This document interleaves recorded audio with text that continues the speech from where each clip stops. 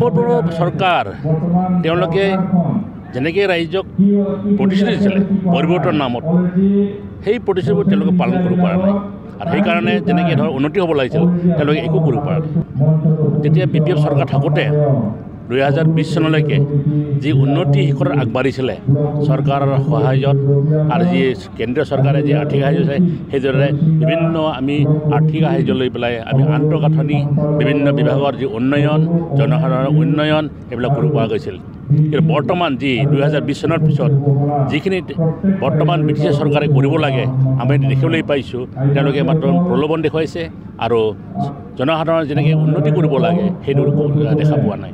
বিভিন্ন অসমৰ বিভিন্ন ঠাইত চাকৰি কৰিছিলোঁ কৰ্মসূত্ৰে বিভিন্ন ঠাইৰ অভিজ্ঞতা আছে বা অভিজ্ঞতা সেই অঞ্চলবিলাকত কেনেকৈ উন্নয়ন হৈছে সেইখিনি আমি দেখিবলৈ পাইছোঁ। ঠিক তেনেকৈ বৰ্তমান যেতিয়া মই 2004 চনত BTCত যেতিয়া প্ৰথম যোগদান কৰোঁ তেতিয়া BTCৰ যি অঞ্চল সেই অঞ্চলসমূহ এনেকুৱা পিছপৰা আছিল আন্তঃগাঁথনি এনেকুৱা পিছপৰা আছিল এইটো তথ্যবশ্য আছিল। 2004 চনৰ পৰা 2020 চনলৈকে BTCত যিবিলাক উন্নয়নৰ দিশত যুৱসকলে যেনেকৈ আগভাগ বা সুবিধা পাইছিলে বা BTC অঞ্চলত যিসকল কৰ্মকৰ্তা বা যুৱক চামে হওক বা অন্যান্য জনসাধাৰণে হওক তেওঁলোকে কাম কৰিবলৈ সুবিধা পাইছিল।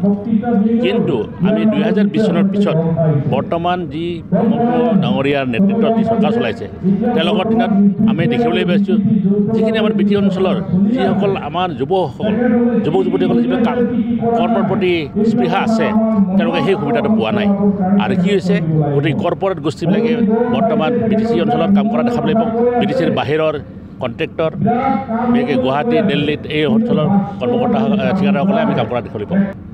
আমাৰ BPF দলৰ কেন্দ্ৰীয় দলৰ যি নেতৃত্বৰ নিৰ্দেশত যি এই হৰিচিঙ্গা ব্লক কমিটিৰ অধীনত যৌথ কৰ্মশালা যি হৈছে মহিলা যুৱ আৰু ছাত্ৰ BSU এই কৰ্মশালাৰ যোগেদি আমি এইটোৱেই ক'ব বিচাৰিছোঁ আমি যে BPF দল কিমান সক্ৰিয় আৰু এই আগন্তুক যি 2025 চনৰ যি নিৰ্বাচন আছে কাউন্সিল আছে সেই নিৰ্বাচনত সকলোৱে আমি সক্ৰিয়ভাৱে কাম কৰিব লাগে আৰু আমি এই হৰিচিঙ্গা যি সমষ্টি যোৱাবাৰ আমি হেৰুৱাইছিলোঁ এইবাৰ পুনৰ এইটো আমি জিকাই পেলাই আমি BPF দলৰ হৈ আমি কাম কৰিব লাগিব আৰু মাননীয় শ্ৰী হাগ্ৰাম মহোদয়ৰ নেতৃত্বত চৰকাৰ গঠন কৰিব লাগে।